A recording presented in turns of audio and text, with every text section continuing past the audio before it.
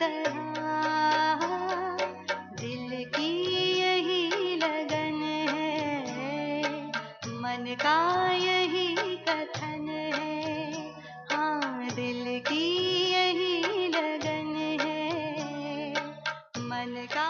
ओम शांति, ओम शांति, ओम शांति।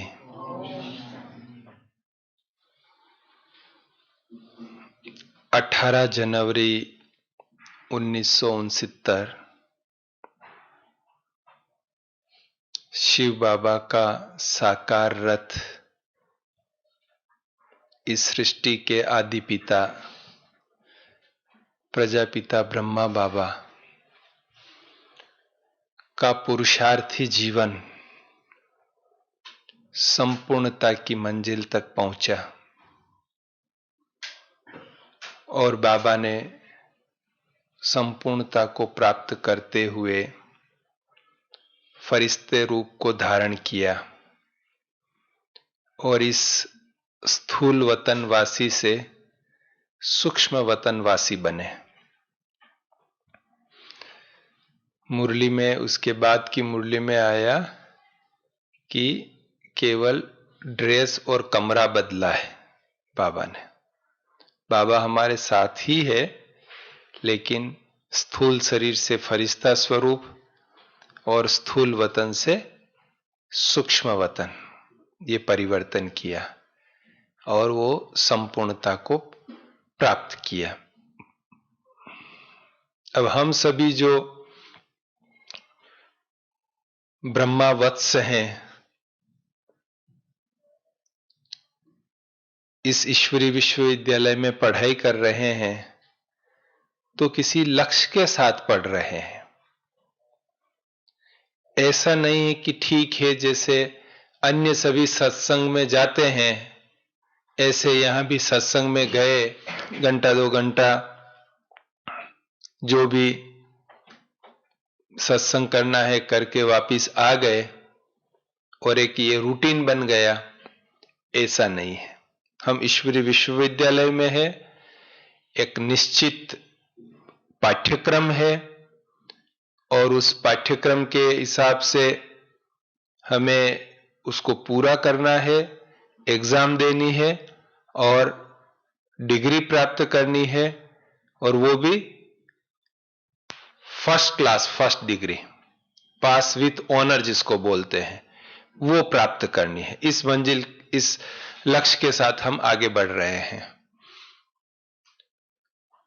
अब अगर हम अकेले चल रहे होते या पाठ्यक्रम नया नया होता तो थोड़ी सी दिक्कत होती, कंफ्यूजन होता, मूंझ होती, किसको पूछे, कैसे करें, क्या इसके पहले किसी ने ऐसा किया है, नहीं किया है, ये सारे प्रश्न हमारे मन में उठते। पर हमारे सामने बाबा का प्रत्यक्ष उदाहरण है, ब्रह्मा बाबा का। उसके बाद मम्मा का, दादियों का, बहुत से भाई बहनों का एग्जाम्पल हमारे सामने है, लेकिन सबसे परफेक्ट एग्जाम्पल लेते हैं तो ब्रह्मा बाबा का एग्जाम्पल है। कैसे ब्रह्मा बाबा ने संपूर्णता को प्राप्त किया, पास विथ ऑनर, नंबर 1 पास हुए। भले इन स्थूल आंखों से इस शरीर में हमने नहीं देखा, हो सकता है इसके पहले वाले शरीर में भी हम संस्था के कांटेक्ट में आए हो, ज्ञान योग लिया हो, किस लेवल का लिया हमने, और उस समय बाबा को देखा हो, हमको स्मृति नहीं है। परंतु बाबा की मुरली, बाबा की जीवन कहानी, दादियों के द्वारा और वरिष्ठ भाई बहनों के द्वारा बाबा के जीवन के जो वृतांत सुनते हैं, उससे हमारे सामने स्पष्ट है कि बाबा ने कैसे ये जीवन जिया और संपूर्णता को प्राप्त किया। बाप, अभी हमारा लक्ष्य क्या है? बाप समान बनना, वही मंजिल प्राप्त करना जो बाबा ने प्राप्त की। अब बाबा की जीवन कंडीशंस देखो आप। 60 साल की उम्र थी, शारीरिक उम्र 60 साल, इतना भरा पूरा परिवार, समाज में बहुत अच्छी रेपुटेशन, भक्ति में नंबर 1, बिजनेस बहुत बड़ा, देश विदेश में फैला हुआ बिजनेस।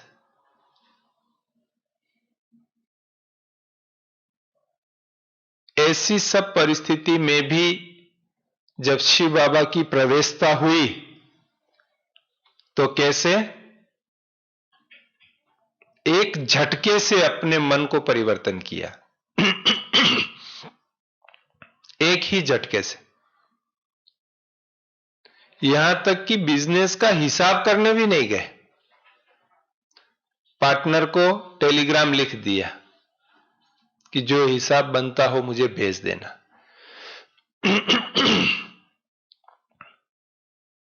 खैर, सबको उस प्रकार से करने की भी जरूरत नहीं है, लेकिन मन से, जो ये मैंने बताया ना, मन से बाबा ने एक झटके से छोड़ा, स्थूल में भी छोड़ा, लेकिन सबसे इंपॉर्टेंट बात है मन से छोड़ने की, जिसको बाबा कहते हैं तोड़ निभाना। माना हम हैं, जिस वातावरण में हम पहले थे उसी वातावरण में हम हैं, लेकिन मन से ये समझ आ जाए कि ये मेरा एक नया जीवन है और इस नए जीवन में मुझे आध्यात्मिक मार्ग में इस मंजिल पर पहुंचना है। बाकी शारीरिक जो भी संबंध है, कर्म है, वो हमारे संस्कारों के कारण, कर्म बंधन के कारण, कर्म संबंध के कारण निभाना है, वो अलग बात है। लेकिन बाबा ने वो प्रैक्टिकल किया। बाबा के सामने कोई एग्जाम्पल नहीं था, बाबा को खुद ही हर चीज करनी थी, पर हर चीज इतनी एक्यूरेट अपने जीवन में की उन्होंने कि वो एग्जाम्पल बन गया। हर चीज विधि पूर्वक की, हर चीज समय पर की, हर चीज उस स्टैंडर्ड से की। चलो करना है इसलिए कर लिया, नहीं, लेकिन उस स्टैंडर्ड से, उतनी डेप्थ के साथ, उतने उमंग उत्साह और उतनी रुचि के साथ वो चीज किया, इसीलिए वो एग्जाम्पल मूर्त बन गए।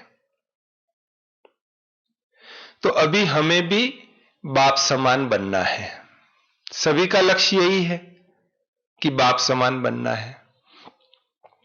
बाप समान में दोनों बाप आ जाते हैं, आत्मा के पिता शिव बाबा भी आ जाता है और आदि पिता ब्रह्मा बाबा भी आ जाता है। तो मैं ये समझता हूं कि बाप समान बनने का एक बहुत सहज साधन है कंबाइंड स्वरूप का अभ्यास। अगर हमारा कंबाइंड स्वरूप का अभ्यास होता है तो हम बाबा के समान बन सकते हैं। अब ये कंबाइंड स्वरूप का अभ्यास क्या है कि जिससे हम बाप समान बन सकते हैं? कंबाइंड इंग्लिश शब्द है, उसका अगर हिंदी करें तो क्या कहेंगे? एक रूप, एक रूप जैसे हो गए, एक दूसरे में मिल गए, इकट्ठा। अब ये इसका शाब्दिक अर्थ हुआ, पर इसका भावार्थ क्या है? अब शिव बाबा ज्योति बिंदु स्वरूप परमधाम का निवासी, हम भी ज्योति बिंदु स्वरूप, लेकिन इस भ्रकुटी आसन पर विराजमान। ब्रह्मा बाबा ने स्थूल देह छोड़ दी, फरिश्ते बन गए, सूक्ष्म वतन निवासी। हमारा भी सूक्ष्म शरीर है, लेकिन इसी शरीर के साथ कंबाइंड रूप में है अभी। तो बाबा के साथ कंबाइंड स्वरूप कैसे बनावे? क्या है कंबाइंड स्वरूप कि जिसके आधार पर हम बाप समान बन सके? इतना तीव्र पुरुषार्थ हो जाए हमारा जो हम बाप समान बन जाए। तो यही चिंतन चल रहा था कि ये कंबाइंड स्वरूप कोई स्थूल बात नहीं है कि शरीर से शरीर मिल जाए और एक शरीर बन जाए दोनों, या आत्मा के अंदर आत्मा समा जाए और दोनों एक ही आत्मा बन जाए। ऐसा तो बाबा का ज्ञान भी नहीं कहता है। तो कंबाइंड स्वरूप का मतलब क्या? ये एक स्वमान भी है कि मैं बाप के साथ कंबाइंड हूं। अब क्या केवल इस स्वमान को हम दिन में 108 बार लिखें, या इस स्वमान को हम मन में मंत्र की तरह जपते रहें, मैं बाप समान कंबाइंड हूं, मैं बाप समान कंबाइंड हूं, मैं बाप समान कंबाइंड हूं, मैं बाप के साथ कंबाइंड हूं, मैं बाप के साथ कंबाइंड? क्या यह कंबाइंड स्वरूप है हमारा? ये तो एक याद रखने की बात हुई जो जरूरी है। अगर हमको ये याद ही नहीं होगा कि हमें कंबाइंड स्वरूप होना है, तो फिर हम कंबाइंड स्वरूप ही नहीं होंगे। इसलिए याद रखने के लिए ये प्रारंभिक अभ्यास जरूरी है। जैसे कोई बच्चा नर्सरी में आता है, केजी में आता है, तो उसको लिखाने के लिए कैसे वो डायरी पेन में भाई इस पर लिखते जाओ, वो ए को बी ऐसे ऐसे गोटता जाता है, ऊपर लिखता जाता है। तो ये प्रारंभिक अभ्यास है जो हमें याद रखने के लिए जरूरी है, वो स्मृति दिलाने के लिए जरूरी है। लेकिन उसके बाद क्या? उसके बाद कैसे कंबाइंड स्वरूप हो? कंबाइंड स्वरूप मतलब मन वचन कर्म एक हो जाए। ये स्थूल शरीर की बात नहीं है, लेकिन हमारा मन वचन कर्म एक हो जाए। जैसे एग्जाम्पल के लिए बताते हैं कि एक भाई उसके फ्रेंड से मिलने के लिए उसके ऑफिस में गया और उसको कुछ प्लान बताया और उस पे उसको कहा कि आप अपनी राय दीजिए, ये मेरा प्लान है, आप अपनी राय दीजिए। तो उस फ्रेंड ने अपनी राय दी, वो पूरी राय सुना अच्छी तरह से, फिर वो उसके घर पे गया। जो फ्रेंड ऑफिस में मिलने गया था वही फ्रेंड फिर घर पर उसकी वाइफ से मिलने गया और उसकी वाइफ को भी वो प्लान बताया कि भाभी देखो ये प्लान है मेरा, आप इस पे राय दीजिए। और उसने भी एग्जैक्ट वही राय दी जो उस भाई ने ऑफिस में राय दी थी, वही राय बिल्कुल उसी स्वरूप में, उसी प्रकार से, उसी शब्दों के साथ उसने दिया। तो उसको क्या लगेगा कि देखो दोनों एक है, ऐसा महसूस होगा ना कि दोनों एक है। अब भले शरीर दोनों का अलग अलग है, दोनों बैठे भी अलग अलग जगह थे, पर चूंकि उनके मन विचार और बोल सब एक जैसे दिखाई दिए, तो क्या लगता है कि दोनों एक है। तो इसी प्रकार से हमारी मनसा, संकल्प, वाचा हमारे बोल और कर्मणा हमारा व्यवहार, वो बाप समान दिखाई नहीं दे पर हो प्रैक्टिकली। केवल दिखाई देने की बात नहीं है, लेकिन प्रैक्टिकली वैसा हो जैसे मनसा। तो बाप समान मनसा कौन सी है? मन में बाबा के क्या संकल्प चलते थे?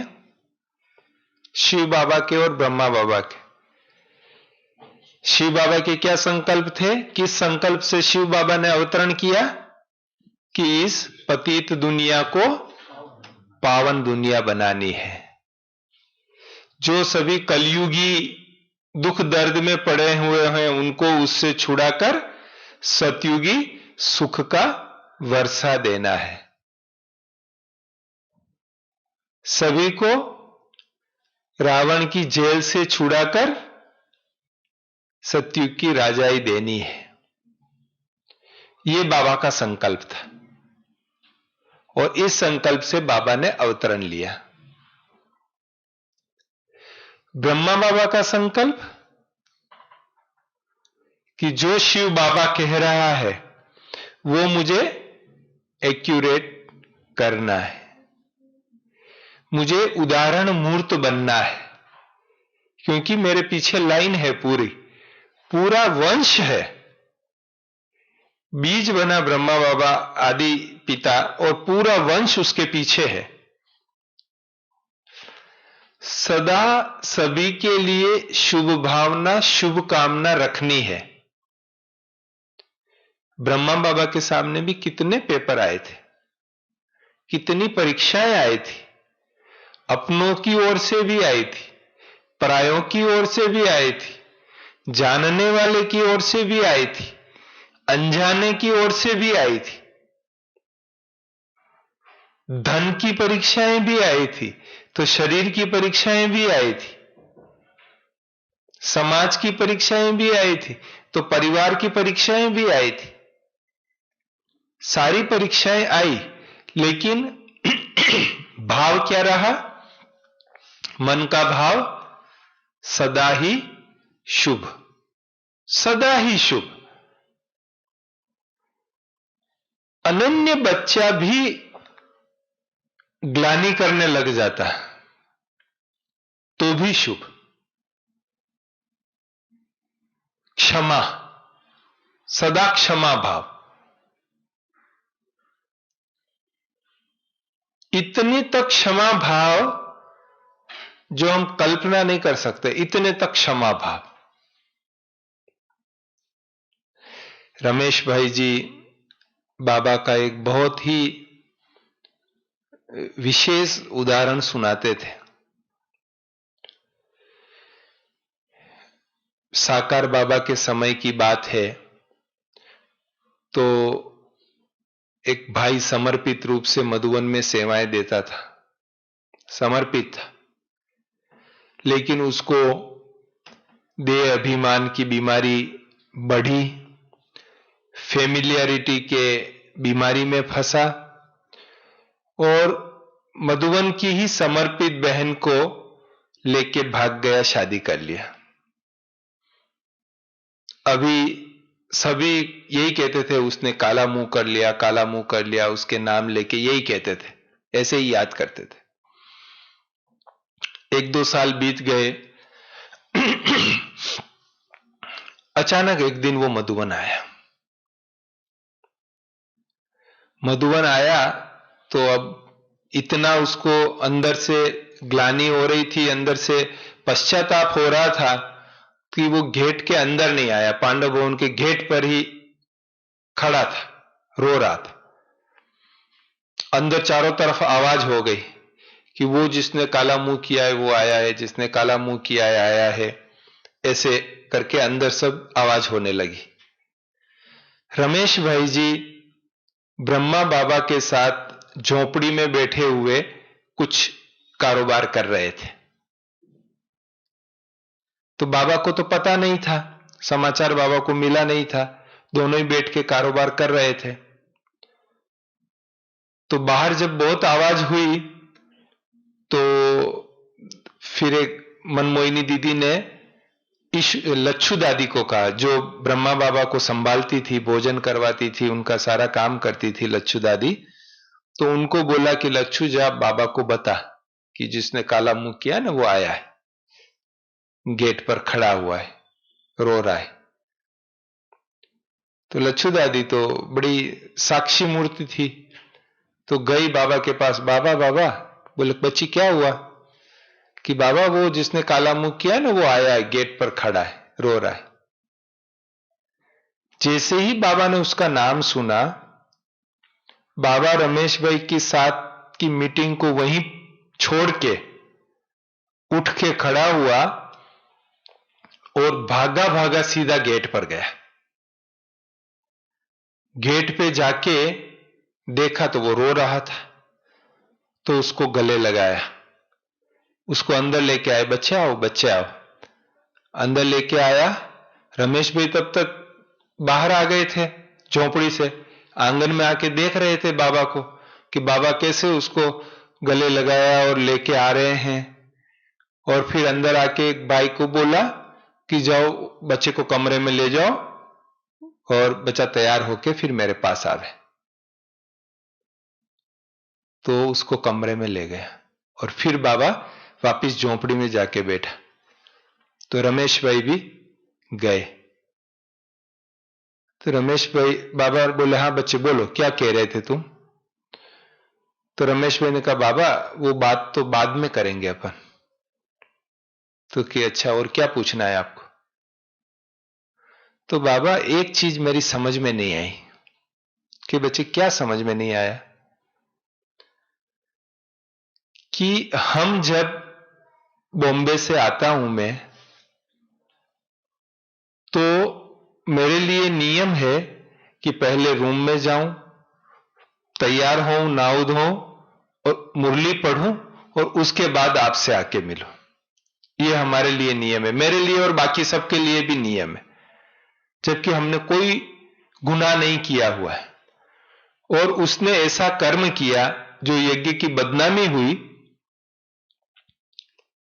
और वो गेट पर खड़ा था और आपको समाचार मिले आपने इतनी इंपॉर्टेंट मीटिंग छोड़ के, जूते भी नहीं पहने आपने, जो आपकी खड़ाऊ है वो भी नहीं पहनी, बिना खड़ाऊ पहने आप ऐसे भाग के गए वहां और जाके उसको गले भी लगाया और खुद अंदर लेके आए।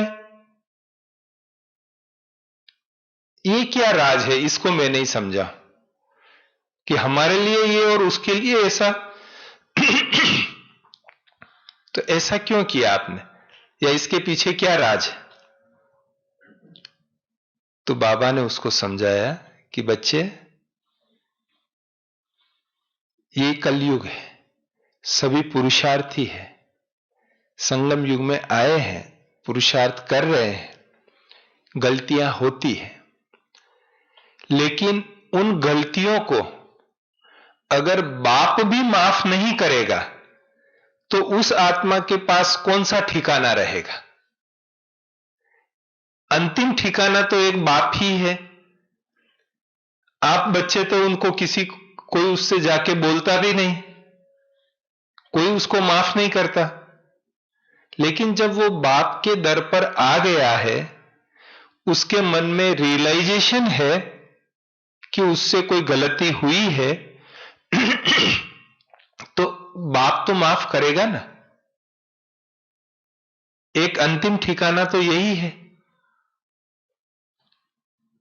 रमेश भाई की आंखें भर आई कि कैसे बाप क्षमा का भी सागर है। कैसी भी अजामिल जैसी आत्मा भी हो, लेकिन बाबा की शरण में आ जावे, रियलाइजेशन कर लेवे, बाबा उसको माफ कर देता है। तो ये बाबा के भाव है जो मन के संकल्पों की बात कर रहे थे। अब हम अपने को चेक करें कि हमें बाप समान बनना है। हमारा लक्ष्य है बाप समान बनने का। तो हम कंबाइंड बनने बाबा के साथ, कंबाइंड बनने में हमारी मनसा बाबा के लेवल तक पहुंची है, ये हम अपने को चेक करें। देखिए, अपने आप से हम झूठ नहीं बोल सकते। बाहर कोई कुछ भी समझता हो, किसी को कुछ भी हम समझाते हो, लेकिन अपने आप से तो कभी हम झूठ नहीं बोल सकते। तो हम अपने को चेक करें कि हमारी मनसा बाप समान कितनी बनी है। हम कितने कंबाइंड मनसा लेवल पर हुए हैं बाबा के साथ। वह चेक करें। अब हमारे तो कितने संकल्प चढ़ते। देखिए, चेक करें। चेक करने पर लगता है कि बाबा की मनसा इस लेवल पर थी, हमारी मनसा इस लेवल पर है, तो क्या करना है? महसूस होए। चेक करने के बाद महसूस हो कि हां फर्क है।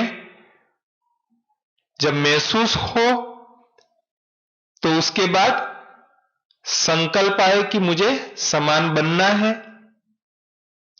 तो फिर बाबा से योग लगाएं कि बाबा मुझे आपके समान मनसा बनानी है, मैं आपको याद करूंगा, आप मुझे शक्ति दीजिए और मुझे बनना ही है। तो पुरुषार्थ करें। पुरुषार्थी जीवन है तो पुरुषार्थ तो करना पड़ेगा ना। लेकिन अगर पता ही नहीं हो तो क्या पुरुषार्थ करेंगे? सब ठीक चल रहे हैं जी, हम तो बहुत अच्छे हैं, हमारे जैसा कोई नहीं, ये अपने आप के साथ ठगी हो जाती है। इसलिए बहुत ईमानदारी से अपना चेकिंग करके हम अपनी मनसा को बाप के मनसा के लेवल पर ले जाएं कि क्या सदा शुभ भावना रहती है हमारे मन में। हम चाहते थे कि ये व्यक्ति हमारी इच्छा के अनुरूप इस तरह से व्यवहार करे, लेकिन उसने तो उल्टा ही व्यवहार कर लिया कुछ। हमारी भावना शुभ रही, फिर भी अगर उसने उल्टा व्यवहार भी कर दिया तो भी क्या हमारी भावना शुभ रही? तो जो निरंतर कल्याण की भावना, भलाई की भावना, शुभ भावना के जो संकल्प हैं, किसी को आगे बढ़ाने के संकल्प, माफ करने के संकल्प, उमंग उत्साह में लाने के संकल्प, वो संकल्प हमारे सदा पॉजिटिव संकल्प वो रह रहे हैं, ये चेक करना है। उसके बाद वाचा, हमारे बोल, हमारे बोल हम चेक करें। शिव बाबा और ब्रह्मा बाबा के बोल क्या है जो हमें मुरली में रोज सुनने को मिलते हैं? हमारे साथ रहने वाला कोई व्यक्ति हमारे कहने के बाद भी कुछ गलती कर रहा है, हम बार बार उसको सिखा रहे हैं, फिर भी वो गलती कर रहा है, तो हमारे बोल कैसे हो जाते हैं? 5 बार सिखाया, 10 बार सिखाया, 20 बार सिखाया, उसके बाद हमारे बोल कैसे हो जाते हैं? और शिव बाबा, ब्रह्मा बाबा के बोल देखो, जो 80 साल से सिखा रहे हैं, हमारे पर मेहनत कर रहे हैं, 80 लॉन्ग ईयर्स से वो हमारे पर मेहनत कर रहे हैं। क्या गलतियां नहीं हो रही है हमारे से? जो बाबा कह रहा है, क्या हम एग्जैक्टली वैसा ही कर रहे हैं? हमारे बोल उमंग उत्साह बढ़ाने वाले हों। बाबा ने मीठे बच्चे कह के कैसा उमंग उत्साह बढ़ाता है हमको रोज। हम अपने आप को देखें तो हम क्या कर सकते थे, हमारी क्या कैपेसिटी थी, लेकिन बाबा ने जो हमारे में बल भरा, स्वमान की याद दिलाकर, हमें मीठे बच्चे कहकर, हमें रोज नई नई तरकीबों से हिम्मत भर के, उमंग उत्साह भर के, तो हमारी अपने में कितनी उम्मीद जग गई कि हां हम बन सकते हैं, सतयुग के महाराजा महारानी हम बन सकते हैं, ये उम्मीद हमारे में पैदा हुई। तो इतने उमंग उत्साह वाले बोल, निर्माणता भरे बोल, जरा भी देह अहंकार की बात ही नहीं है उसमें, ऐसे बोल कितनी शुभ भावना से संपन्न बोल और कितने आत्मीयता वाले बोल। बाबा हमेशा बोलता है। और कम बोलना, धीरे बोलना, मीठा बोलना, सोचकर बोलना। तो जो शिव बाबा और ब्रह्मा बाबा के जो बोल हैं, उस लेवल पर हमारे बोल हैं। क्या हमारे मुख से निकला हुआ हर शब्द महावाक्य है? जब बाबा के मुख से निकला हुआ हर शब्द मुरली बन सकता है, तो हमारे मुंह से निकला हुआ हर शब्द मुरली क्यों नहीं बन सकता? क्यों वो वरदान नहीं बन सकता किसी के लिए? वो भी तो वरदान बने। हमारे मुंह से हर शब्द ऐसा निकले जो वरदान बने। मैंने ज्ञान मार्ग में आने के बाद, थोड़ी और मैच्योरिटी आने के बाद ये निश्चय किया कि मुझे अपने शब्दों को बहुत संभाल कर बोलना है। जैसे दुकानदार कोई ज्वेलरी शॉप में जाता है और कोई लेना है, भाई मुझे अंगूठी, हीरे वाली अंगूठी लेनी है, वो कहता है 2 लाख रुपए की है, तब वो हीरे वाली अंगूठी 2 लाख मिलता है, तब हीरे वाली अंगूठी देते हैं। ऐसे ही मेरे भी एक एक शब्द की वैल्यू हजारों लाखों रुपया है। ये मैंने अंदर अपने आप को समझाया और समझा कि मैं कहीं भी खड़ा हूं, किसी भी मीटिंग में बैठा हूं, किसी के भी साथ बात कर रहा हूं, लेकिन इतनी वैल्यू मुझे सामने से मिलेगी तब मैं कोई शब्द बोलूंगा। ये अपने आप को एजुकेट किया मैंने कि मुझे ऐसे ही नहीं बोल देना है कुछ भी। इसके लिए मैं मेजॉरिटी टाइम जब मैं मीटिंग में बैठता हूं, कई प्रकार की मीटिंग करनी होती है, मीटिंग में बैठता हूं, बोलता हूं, मैं शांति से सुनता रहता हूं। जब कभी बोलने का कहा जाता है या बोलने की जरूरत पड़ती है, तब बहुत ही कम शब्दों में अपनी बात रखता हूं। उस बात में इतना बल होता है जो सामने वाले को स्वीकार हो जाती है, और सामने वाले इंटरेस्टेड होते हैं सुनने के लिए कि ये कब बोले तो हम सुने। ये उनको इंटरेस्ट रहता है, ये थोड़ा और बोले, 2 मिनट और बोले, तो हमारे शब्दों में इतना वजन हो, वो महावाक्य की तरह हो कि जिसके प्रति बोले उससे उसकी खुशी, आनंद बढ़ जावे, उसके जैसे उसकी निराशा दूर हो जावे, उसको रास्ता मिल जावे, एक ब्लेसिंग के रूप में हमारे शब्द हो, और इससे शब्द सिद्धि होती है कि जो हम बोलते हैं वो हो जाता है, या जो होने वाला होता है वही हमारे मुंह से वो शब्द निकलते हैं। पर इसके लिए हमें बहुत कॉन्शियस एफर्ट करने पड़ते हैं। एक रिवाजी नहीं, किसी के साथ कुछ भी बोल रहे हैं, कुछ भी बातें कर रहे हैं, और एक सदा सत्य बोले।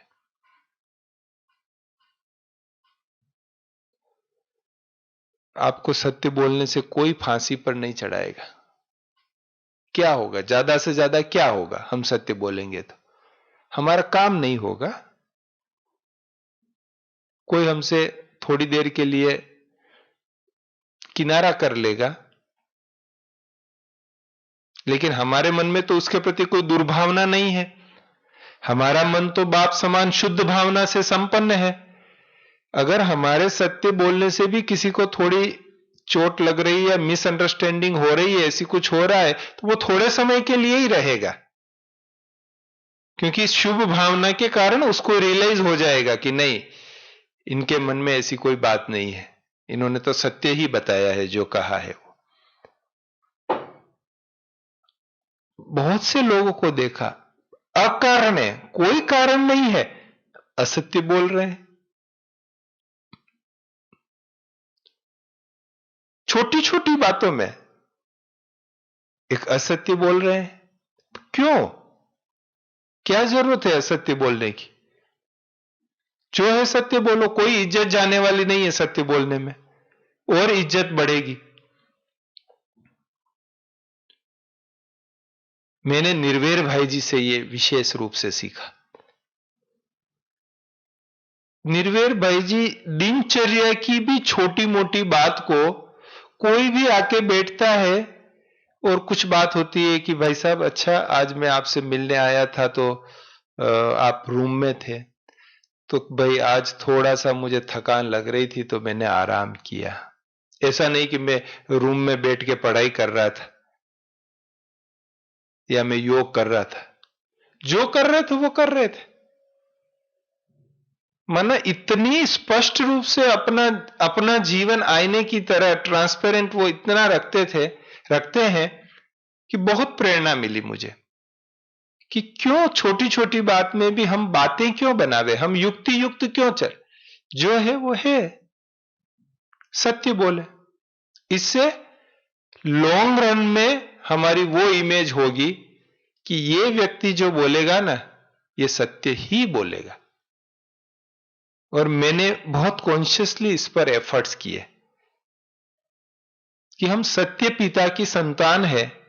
दो सत्य हैं, एक सत्य है आत्मा के रूप में कि जो हम स्पिरिचुअल हैं और उस हिसाब से हमको जो भी है बोलना है, और दूसरा व्यवहार में भी जो सत्य है वो सत्य बोलना है हमको।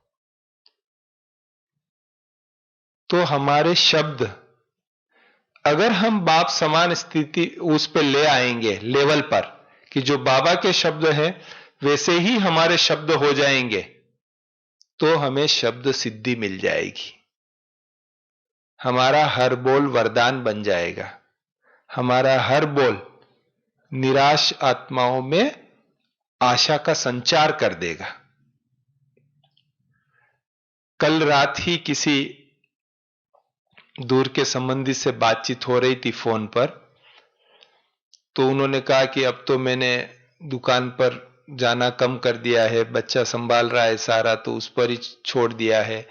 कभी बच्चे को दुकान पे मतलब मैं जाता भी हूं तो उसको ऐसा फील होता है कि उसको ठीक नहीं लग रहा है, इसलिए मैंने जाना बंद कर दिया है। फिर भी कोई बात ध्यान में आती तो मैं उसको लिख के दे देता हूं। तो जब उन्होंने बताया ना मैं लिख के दे देता हूं, उसकी कोई बात ध्यान में आती है, तो मैंने उनको सजेस्ट किया कि जो आप लिख के देते हो वो उसमें क्या सुधार करना है वो आप लिख के देते हो, पर उसके साथ साथ वो जो अच्छी चीजें कर रहे हैं वो भी तो आप लिख के दो। दोनों ही चीज दिखाई दे रही ना आपको, वो अच्छा कर रहा है वो भी तो दिखाई दे रहा है, उसकी कमियां भी कहीं दिखाई दे रही है। आप कमियां लिख के दे रहे हो तो अच्छी जो कर रहा है वो भी आप लिख के दो। अब जैसे ही मैंने उनको ये बोला, उनकी आंखें खिल गई एकदम से, हाँ ये तो बहुत अच्छी बात है, ये तो जरूरी बात है, ऐसा करेंगे तो बहुत अच्छा होगा। और तो जब हम अपने मनसा को शुभ भावना वाला रखते हैं और कम शब्दों का यूज करते हैं, तब हमारे द्वारा कोई गूढ़ रहस्य की बात, कोई बहुत ही अच्छी गहरी बात जो है हमारे द्वारा ऑटोमेटिक निकलती है। क्योंकि बाप समान कंबाइंड स्थिति रहने के कारण उसी प्रकार के हमारे संकल्प चलते हैं, बोल भी उसी प्रकार के निकलते हैं। और तीसरी स्टेज कंबाइंड स्वरूप बनने के लिए व्यवहार। भले ब्रह्मा बाबा साकार में थे, उस समय हम उनके सन्मुख साकार में उनका चरित्र हमने नहीं देखा, व्यवहार नहीं देखा, लेकिन अव्यक्त बाप दादा को तो हमने देखा है। जब अव्यक्त बाप दादा की पधरावणी होती है डायमंड हॉल में होती थी और हम साक्षी रहे हैं उसके वीडियो भी अवेलेबल है, वो व्यवहार भी हमने देखा है। और ब्रह्मा बाबा के व्यवहार का तो जैसे मैंने बताया जीवन कहानी की पुस्तक में भी लिखा है, हमारे सभी वरिष्ठों ने हजारों एग्जाम्पल क्लासेस में दिया है कि कैसे ब्रह्मा बाबा व्यवहार करते थे। केवल मुरली के समय ही नहीं, दिन भर में किस प्रकार से वो व्यवहार करते थे। और हर कार्य ब्रह्मा बाबा ने अपने जीवन में बाबा की प्रवेशता के बाद भी हर कार्य किया है। बाबा मुरली भी चलाते थे, तो उसके बाद मकान बनाने के समय भी मदद करते थे, उसके बाद बच्चों के साथ खेलते भी थे। हर प्रकार की सेवा में बाबा जो है मदद करते थे, खुद करके दिखलाते थे व्यवहार। और कैसी रॉयल्टी के साथ व्यवहार करते थे, ऐसे उछल कूद करते हुए नहीं। भले विश्व महाराजन भविष्य का स्वरूप था, लेकिन वो स्मृतियां अभी बाबा के मन में ताजा थी। एक रॉयल व्यक्ति कैसे चलता है, एक रॉयल व्यक्ति कैसे एक दूसरे से व्यवहार करता है, वो रॉयल्टी बाबा की जीवन में प्रैक्टिकल देखने को मिलती थी, पैसे नहीं थे। रमेश भाई जी एक बार एग्जाम्पल सुनाते थे कि बॉम्बे से आए तो बाबा ने अनाउंस किया कि बाबा आज बच्चे के साथ, बॉम्बे से बच्चे आए हैं उनके साथ रॉयल टेबल पर भोजन करेंगे, ऐसा अनाउंस किया। तो रमेश भाई ने सोचा कि बाबा को कोई स्पेशल रॉयल टेबल किसी कमरे में रखा हुआ होगा, तो वो निकाल के ये कराएंगे भोजन उस पे सब। जो भोजन का समय हुआ तो जहां भोजन के लिए बुलाया गया था वहां रमेश भाई गए तो देखा रॉयल टेबल किसका, 2 डिब्बे दोनों तरफ खड़े किए हुए और वो पट्टी जो होती है ना, पत्थर की पट्टी उस पे लगाई हुई और उस पे भोजन करने का। पैसे नहीं थे, लेकिन एटिकेट्स वैसे थे, पूरा रॉयल्टी के साथ और उदाहरण मूर्त। हर कार्य ऐसा करते थे कि देखने वालों को लगता था कि अरे मुझे भी ऐसा करना चाहिए। प्रैक्टिकल।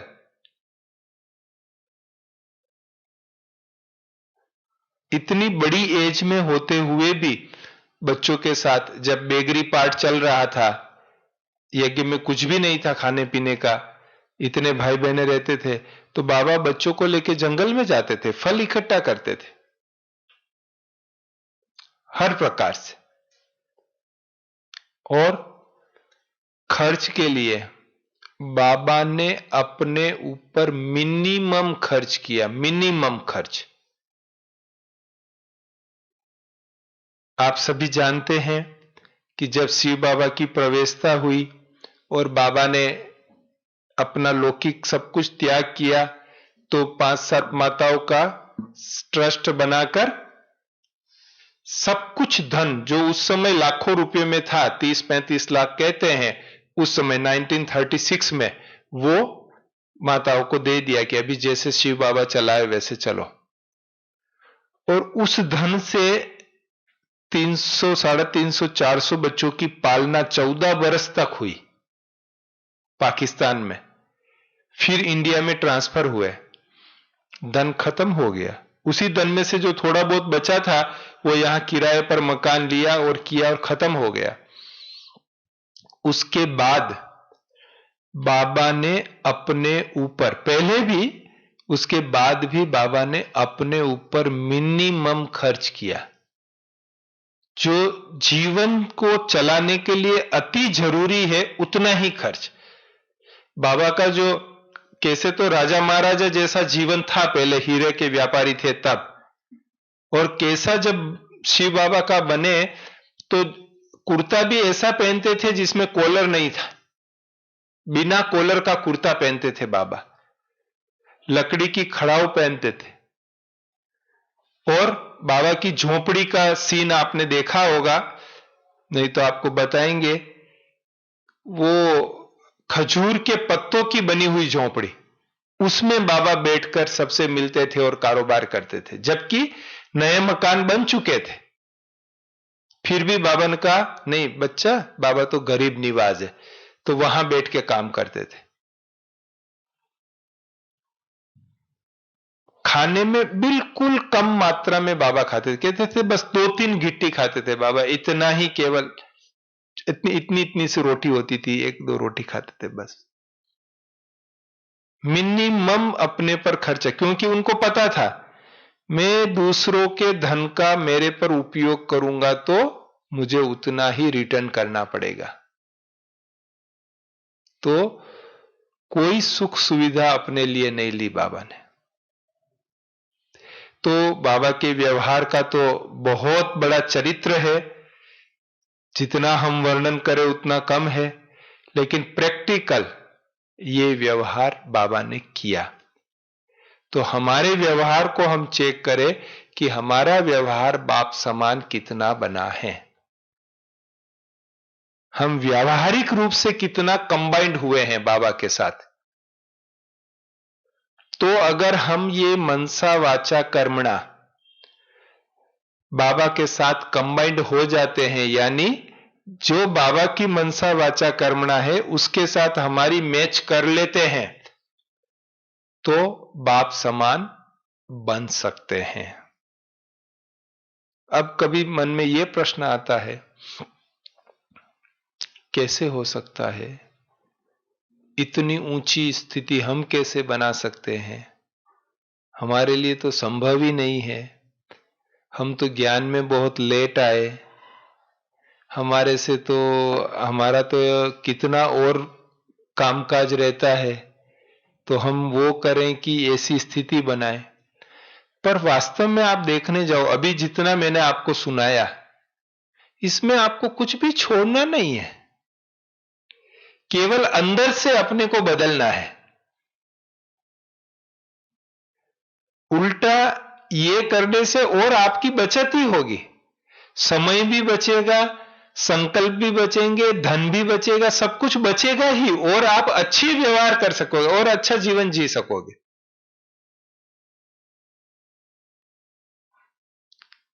अगर कहीं तकलीफ पड़ रही है, हम नहीं कर पा रहे हैं, हो सकता है किसी कारण से नहीं कर पा रहे, कोई संस्कार ऐसा है पुराना कि जिसके कारण से नहीं हो पा रहा है, तो बाबा तो बैठा ही है ना शक्ति देने के लिए। वो क्या कह रहा है, मैं आया ही इसीलिए हूं कि तुम्हें शक्ति देके संपूर्ण बनाऊं। तो बाबा को याद करना है कि बाबा ये करना है मुझे, मेरी भावना है कि मैं ऐसा करूं, ऐसा मेरा जीवन बने, ऐसे हमारे शब्द बने, ये मेरी भावना है, बस आपसे शक्ति मिलती रहे और मैं ऐसा करता रहूं। तो बाबा की शक्ति तो झरने की तरह प्रवाहित हो रही है, केवल अपने में समाने की ही देर है, कनेक्शन करने की ही देर है, और वो शक्ति हमें मिल जाएगी। महसूस हमने कर लिया, पहले पता लग गया कि कहां परिवर्तन करना है, परिवर्तन की इच्छा शक्ति भी है, केवल शक्ति चाहिए, वो बाबा से ले ली और परिवर्तन कर लिया। तो ये 2-4 स्टेजेस जो हैं, ये अगर हम समझ लेंगे, अपना चेकिंग चालू रखेंगे, स्मृति का स्विच ऑन रखेंगे कि मुझे कंबाइंड बनना है, बाप समान बनना है, ये अगर हम करते रहेंगे और बाबा से शक्ति लेते रहेंगे, तो हम निश्चित रूप से बाप समान बन सकते हैं। इसमें कोई बड़ी बात नहीं है, बाबा हमें बनाने ही आया है, हम दृढ़ निश्चय कर ले कि हमको बनना है। तो यही मैं शुभ भावना रखूंगा कि ये जनवरी मास में सभी ने विशेष तपस्या की है, तो ऐसा दृढ़ संकल्प करें कि हमारी मनसा वाचा कर्मणा बाप समान हो और हम बाप समान संपूर्णता को प्राप्त करें। ओम शांति।